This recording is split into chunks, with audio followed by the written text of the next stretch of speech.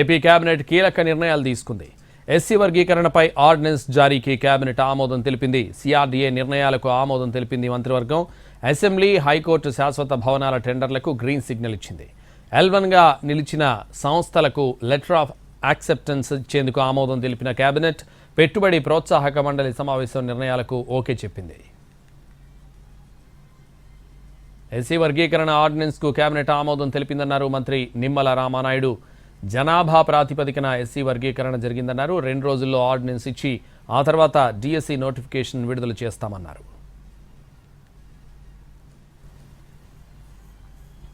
కులాల ఉప వర్గీకరణ ఏదైతే ఉందో దాని ఆర్డినెన్స్కి సంబంధించి ఈరోజు క్యాబినెట్ ఆమోదించడం జరిగిందని చెప్పి మీ ద్వారా ముందుగా తెలియజేసుకుంటూ ఉన్నా.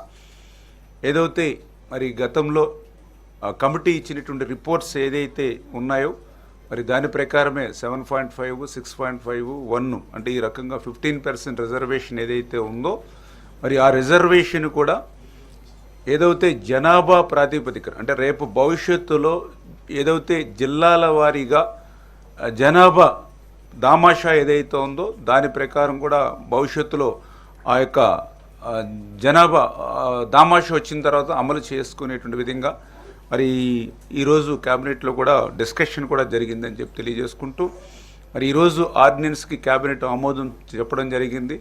మరి 2-3 రోజుల్లోనే ఆర్డినెన్స్ రావడం, ఆర్డినెన్స్ వచ్చిన వెంటనే మళ్ళీ డిఎస్సి కూడా నోటిఫికేషన్ కూడా ఇచ్చి 45 రోజుల సమయం ఇచ్చి సాధ్యమైనంత వరకు రేపు విద్యా సంవత్సరానికి ముందే ఆ డిఎస్సి ద్వారా కూడా ఈ వర్గీకరణ ఫలాలు అందించాలనేటువంటి ఆలోచనతో కూడా ఈ ప్రభుత్వం ఉందనే విషయాన్ని కూడా ఈ సందర్భంగా తెలియజేసుకుంటూ